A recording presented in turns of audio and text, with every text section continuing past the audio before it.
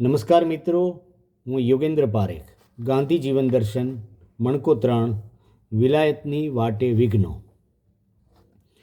વિલાયત ભણવા જવાનો નિર્ણય તો લેવાઈ ગયો, પણ જવા માટે પૈસાની વ્યવસ્થા કરવાનું કામ ઘણું મુશ્કેલ હતું. યુવાન મોહનદાસે વિલાયત જવાનો સંકલ્પ કર્યો ત્યારે તેમના સગા કાકા તુલસીદાસ ગાંધી પોરબંદરના દિવાન પદે હતા. રાજ્યના દિવાન એટલે કે ચીફ મિનિસ્ટર. તુલસીદાસ ગાંધીને સૌ ચકન ગાંધી તરીકે ઓળખતા. મોહનદાસના દાદા હોતા ગાંધી, પિતા કરમચંદ ગાંધી અગાઉ પોરબંદરનું દિવાન પદું સંભાળી ચૂક્યા હતા. દિવાન પદે કાકા હોય એના ભત્રીજાને વળી શેની ચિંતા? પૂતળીમાં અને મોટા ભાઈ લક્ષ્મીદાસના કહેવાથી પૈસાની વ્યવસ્થા કરવા અને વિલાયત જવા માટે મંજૂરી લેવા રાજકોટથી મોહનદાસ પોરબંદર ગયા. ઘણી બધી આશા લઈને પૂરા ઉત્સાહથી પોરબંદર જતા યુવાનને આવનારી મુશ્કેલીઓનો અંદાજ નહોતો. રાજ્યના વહીવટમાંથી કાકા, બાપા કે દાદાએ પૈસા બનાવેલા નહીં, ધન સંગ્રહ કરેલો નહીં. તેથી કાકા પણ આર્થિક મદદ કરવા સક્ષમ ન હતા. વિલાયત જવું એ ધર્મ વિરુદ્ધનું ગણાય એવી અને એટલી જ સમજ કાકાની હતી. છતાં મોહનદાસનું મન વિદેશ જઈને ભણવાનું હોય તો એમાં નડવું નહીં એટલી પરિપક્વતા પણ એમનામાં હતી. તેથી મોહનના વિલાયત જવાના માર્ગમાં નડતર ન બનવું એવું વલણ કાકાએ રાખ્યું. એ દિવસોમાં પોરબંદરના મહારાણા સગીર હોવાના કારણે રાજ્યના એડમિનિસ્ટ્રેટર તરીકેની જવાબદારી મિસ્ટર લેલી સંભાળતા હતા. કાકા તુલસીદાસ ગાંધી જો લેલી સાહેબ પર ચિઠ્ઠી લખી આપે તો કામ સરળ થાય એવી મોહનદાસને આશા હતી. પણ એવી ચિઠ્ઠી તો મારાથી કેમ લખાય એમ કહી કાકાએ કહ્યું કે સાહેબને આપણા કુટુંબનો પરિચય છે એ ઓળખાણ પૂરતી છે. તું જાતે સમય માગીને મળી લે. મન મક્કમ કરીને મોહનદાસે ચિઠ્ઠી લખી લેલી સાહેબનો સમય માગ્યો. સમય મળ્યો. ઘરે મળવા આવવાનું જણાવ્યું. પોતાની જાતને ટાપટીપ કરી વ્યવસ્થિત થઈને મોટા સાહેબ કંઈ પણ પૂછે તો કેવી રીતે વાતચીત કરવી તેની પૂર્વ તૈયારી સાથે મોહન સાહેબને મળવા જાય છે અને મિસ્ટર લેલી મોહનની રજૂઆત સાંભળી ટૂંકો જવાબ આપે છે. તું એકવાર BA પાસ થઈ જા, પછી જોઈશું, હમણાં કંઈ ન થઈ શકે. લેલી સાહેબે બ્રિટિશ અકડાઈથી કહી દીધું, હમણાં કંઈ ન થઈ શકે. આ જવાબ મોહનને નિરાશ કરવા માટે પૂરતો હતો. પૂરા ઉત્સાહથી પોતાના કારકિર્દી પથ પર ડગલા માંડતા ઘણા યુવાનોને જીવનના નિર્ણાયક તબક્કે કે વળાંકે આવા જવાબો સાંભળવા પડે છે. કોઈ રાહ જોવરાવે, કોઈ ફરી જાય, કોઈ નિરાશ કરે, કોઈ નિંદા કરે, કોઈ નડતર ઊભા કરે. આવી વિઘ્ન દોડમાં જે પીછેહટ નથી કરતા તે જ પોતાનો માર્ગ કંડારે છે. અને એટલે જ મોહનદાસ નિરાશ નથી થતા. દેશમાં આજે ઠેર ઠેર મહાત્મા ગાંધી માર્ગ છે. એમણે પોતાનો માર્ગ કંડાર્યો. એ મહાત્મા ગાંધી માર્ગ જેને આપણે ટૂંકમાં MG રોડ તરીકે ઓળખીએ છીએ. મહાત્મા ગાંધી માત્ર મોહનદાસ ગાંધી હતા ત્યારની આ શરૂઆતની કહાણી છે. એક એક પગલું જુદા જુદા વિઘ્નોના પગથિયે મૂકતા જવાનું છે. પોરબંદરથી પરત આવતા પહેલા મોહનદાસ ભાવનગર જાય છે. ભાવનગરનું ઘર ખાલી કરવાનું બાકી છે. થોડું રાજરસીલું વસાવેલું તે વેચીને ઘર ભાડાનો હિસાબ ચૂકતે કરવાનો છે. 6 મહિનાના ભાવનગરના વસવાટથી થોડી ઓળખાણો થયેલી તે સૌને મળવાનું છે. તેમને સૌને મળીને તેમની શુભકામનાઓ મેળવીને મોહન ભાવનગરથી રાજકોટ પાછો આવે છે. મુશ્કેલ સમયમાં જ સંબંધોની પરખ થાય છે. એમના પિતરાઈ મેઘજીભાઈએ 5000 રૂપિયાની વ્યવસ્થા કરવાનું કહેલું, પણ પછી ફરી જાય છે.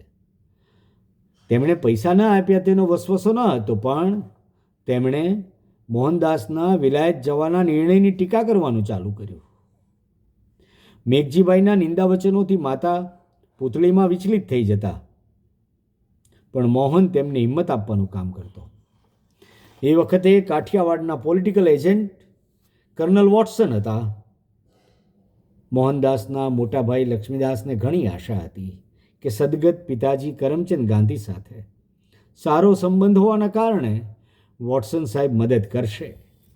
ભાવનગરથી પાછા ફરેલા ત્યારે મે મહિનાની શરૂઆતના દિવસો હતા. વોટસન સાહેબ એ દિવસોમાં બહાર હતા. 1.5 મહિનો તેમની રાહ જોયા પછી મળવાનો મેળ પડ્યો. મળ્યા પછી સાહેબે કહ્યું, હું વિચાર કરીશ. મહા મહેનતે એક ચિઠ્ઠી લખી આપી અને આપતે વખતે કહ્યું કે આ ચિઠ્ઠી વિલાયતમાં કામ આવશે, તારે માટે ₹1,00,000 કામ કરશે. અલબત્ત એ ચિઠ્ઠી કામની નહોતી.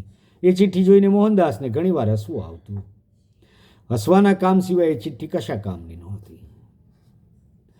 પોરબંદર ગયા ત્યારે સસરા ગોકુળદાસ પાસેથી વિલાયત જવાની મંજૂરી મળી, કસ્તુરબાના પિતા પાસેથી. પણ આર્થિક મદદની અપેક્ષા સંતોષાઈ નહીં. છેવટે રાજકોટના ઠાકોર સાહેબને મળ્યા. જે કોઈને મળવાની સલાહ મળે એને મળતો મોહન મોટી આશા લઈને ઠાકોર સાહેબને મળે છે. રાજ્યની તિજોરીમાંથી આર્થિક સહાયનો આદેશ આપવાના બદલે ઠાકોર સાહેબે પોતાને આ તસવીરવાળી હસ્તાક્ષર કરીને પોતાની તસવીર મોહનને ભેટ આપી. દરેક જગ્યાએથી નિરાશ થયેલા મોહનની નજર છેવટે લગભગ સરેરાશ ભારતીય પતિની જેમ પત્નીના ઘરેણા તરફ જાય છે. કસ્તુરબાઈના ઘરેણા વેચીને થોડા રૂપિયા ઊભા કર્યા, પણ પૂરી વ્યવસ્થા નહોતી થઈ. મુરબ્બી માવજી દવેએ આગ્રહ રાખ્યો કે કરજ કરીને પણ મોહનને વિલાયત મોકલો. ગાંધીજી તેમની આત્મકથામાં લખે છે, વડીલ ભાઈ પર અપાર શ્રદ્ધા હતી. તેમની ઉદારતાની સીમા નહોતી. તેમનો પ્રેમ પિતાના જેવો હતો. મોટા ભાઈએ કરજ કર્યું. ભાઈને પણ નાના ભાઈ પર ઘણી આશા હતી. મોહન બેરિસ્ટર બનશે, દિવાન પદું પામશે, બહોળા કુટુંબનો સધિયારો બનશે, કુળનું નામ ઉજાળશે. ભવિષ્યમાં 2 પાંદડે થવાના અરમાનો હતા. માતા પુતળીમાના આશીર્વાદ, પત્ની કસ્તુરબાનો સહયોગ અને વિયોગ અને મોટા ભાઈની કૃપાથી વિલાયત જવાનું સ્વપ્ન સાકાર થતું લાગ્યું. પૈસા માટેની મથામણ પૂરી થઈ ગઈ. સૌથી વિખૂટા પડવાનો સમય આવ્યો. જીવનનું 19મું વર્ષ. માતા પિતા પરિવારનો સ્નેહ પામેલો યુવાન પોરબંદર રાજકોટના મબલખ અનુભવો અને ભાવનગરનું થોડું પણ ઉમદા સંભારણો લઈને વિલાયત જવા સજ્જ થાય છે. માતા પાસેથી રડતા હૃદયે વિદાય લીધી. નવજાત શિશુ, થોડાક મહિનાનો પુત્ર હરિલાલ પત્નીના ખોળે મૂકીને જવાનું હતું. રાજકોટની આલ્ફ્રેડ હાઈસ્કૂલમાં મોહનદાસે અભ્યાસ કરેલો.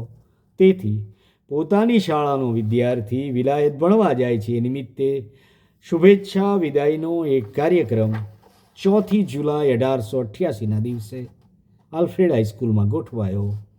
પોતે પણ પ્રતિભાવમાં 2 શબ્દ કહેવાના થશે એમ સમજી નાનકડું ભાષણ લખી કાઢ્યું. 4 જુલાઈ 4th જુલાઈ 1888 એટલે 1888. નાનકડું ભાષણ લખી કાઢ્યું, જે ધ્રુજતા શરીરે થોથવતી જીભે વાંચ્યું તેમણે વાંચેલું.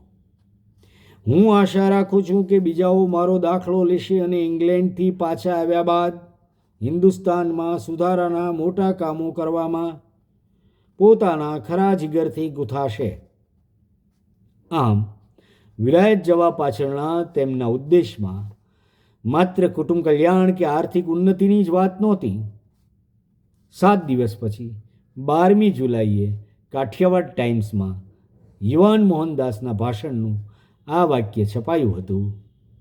વિલાયત જવાનું હતું, નક્કી થઈ ચૂક્યું હતું, પણ વિલાયત હજી દૂર હતું. ધન્યવાદ. ખૂબ ખૂબ આભાર.